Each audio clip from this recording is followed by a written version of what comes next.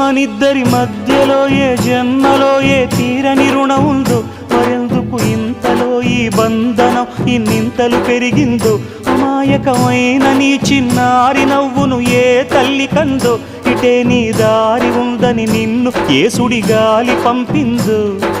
పాపం పుణ్యం దేవుడికెరుక, పేదకు దొరికిన బంగారు కణిక, పాలు వెన్నా లేవని అనక ప్రేమను తాగి తెరగవెసిలక.